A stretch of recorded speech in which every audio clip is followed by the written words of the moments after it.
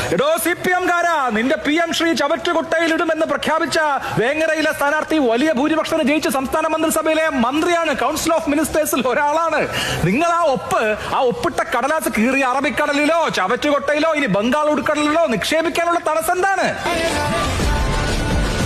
നിങ്ങൾ എനിക്ക് വോട്ട് തന്നു ജയിപ്പിച്ചാൽ, ഈ സർക്കാർ അധികാരത്തിൽ വന്നാൽ ഗാന്ധിജിയെ തള്ളിപ്പറയുന്ന, നെഹ്റുവിനെ താഴെ ഇറക്കുന്ന ആ പാഠപുസ്തകങ്ങളിലേക്ക് നെഹ്റു കയറി വരും, ഗാന്ധിജി കയറി വരും. CPM-കാരാ, RSS-ഉം നിങ്ങളും തമ്മിൽ ഡീലുണ്ടാക്കിയ PM ശ്രീ എന്ന പദ്ധതി വലിച്ചു ചവറ്റുകൊട്ടയിലേക്ക് ഞങ്ങൾ എറിയും. അറബിക്കടലിൽ മുസല്ലയിട്ട് നിസ്കരിച്ചാലും RSS-ഉമായിട്ട് ഞങ്ങൾ സന്ധി ചെയ്യില്ല എന്ന് പ്രഖ്യാപിച്ച നേതാവിന്റെ അണികൾ RSS ആരുടെ ഈ NEP-യുടെ അടിയിൽ ആ താമ്രപത്രത്തിൽ ഒപ്പിടാൻ പോവാണെന്ന് പറഞ്ഞാൽ പിന്നെ എന്ത് പൊളിറ്റിക്സ് ആണ് നിങ്ങൾക്ക് മുമ്പോട്ട് വെക്കാനുള്ളത്?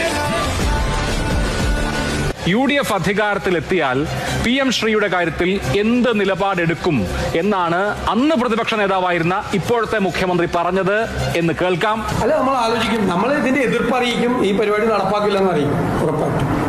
ഉറപ്പായിട്ടും അത് കോൺഗ്രസ് സ്റ്റാൻഡാണ്, ഞങ്ങൾക്കത് ചെയ്യാൻ പറ്റില്ല. ശ്രീ ജിൻഡോ, അത് കോൺഗ്രസിന്റെ സ്റ്റാൻഡാണ്, ഞങ്ങൾക്കതേ ചെയ്യാൻ പറ്റൂ. ഞാൻ കൂടുതൽ ചോദിക്കണ്ടല്ലോ, ചോദ്യം ചോദിച്ച് വിഷമിപ്പിക്കണം എന്ന് എനിക്ക് ആഗ്രഹമില്ല. കേന്ദ്രം നൽകുന്ന ഔദാര്യം അല്ലല്ലോ ഈ പണം. നമ്മൾ ഈ പണം നമുക്ക് വേണ്ടേ?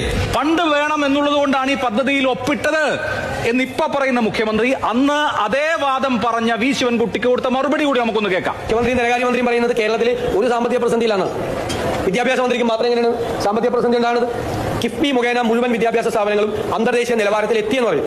അന്തർദേശീയ നിലവാരത്തിൽ എത്തിയെങ്കിൽ പിന്നെ എന്തിനാണ് ഇങ്ങനെ ഈ സറണ്ടർ ചെയ്തിട്ടുള്ള ഈ പണം എന്തിനു വേണ്ടിയിട്ടാണ്? ശരി, അപ്പോ വളരെ വ്യക്തമാണല്ലോ. ഇപ്പൊ പറയുന്നു ഫണ്ട് വേണം, പണം വേണ്ടേ എന്ന് അദ്ദേഹം ചോദിക്കുന്നു.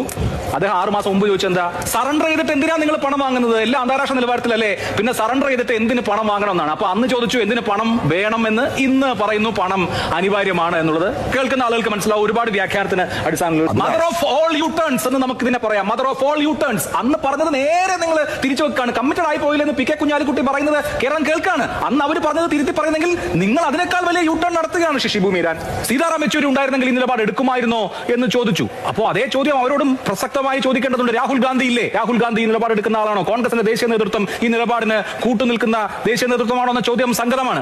രാഷ്ട്രീയ നിലപാട് മാറിയത് ആരെങ്കിലും ബ്ലാക്ക്മെയിൽ ചെയ്തിട്ടാണോ എന്നാണ് അന്നത്തെ പ്രതിപക്ഷ നേതാവ് ചോദിച്ചത്. സീതാറാം യെച്ചൂരിയാണ് ആ പൊസിഷനിൽ ഉണ്ടായിരുന്നെങ്കിൽ ഇത് ഒപ്പുവയ്ക്കില്ല എന്നാണ് ഞാൻ വിചാരിക്കുന്നത്. ഇപ്പോൾ അദ്ദേഹം സമ്മതിക്കില്ല.